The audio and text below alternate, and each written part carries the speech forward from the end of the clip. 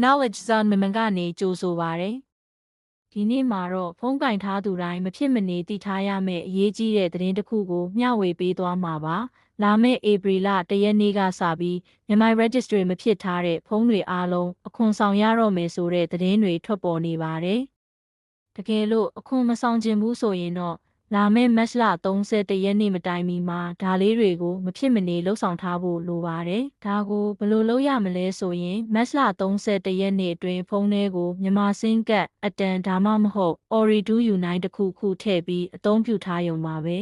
။စနစ်ကနေအလိုအလျောက်မှတ်ပုံတင်ပေးသွားမှာဖြစ်လို့တီးတန့်ဘာမှလုပ်เสียမလိုပါဘူး။ပိုပြီးစိတ်ချရအောင်စင်ကတ်အပေါက်2ခုရှိရင်2ခုလုံးမှာထည့်သုံးထားဖို့အကြံပြုချင်ပါတယ်။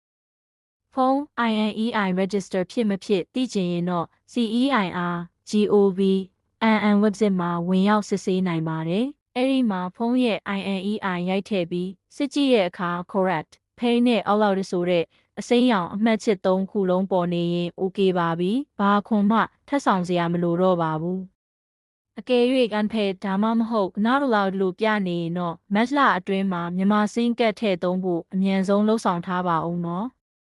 ဗဟုသုတတွေအမြဲရဖို့ knowledge zone ကို follow လုပ်ထားဖို့မမေ့နဲ့ဦးနော်။တငယ်ချင်းတွေပါဖုန်းခွန်မဆောင်ရအောင်ဒီဗီဒီယိုကိုအခုပဲ share ပေးလိုက်ပါဦး။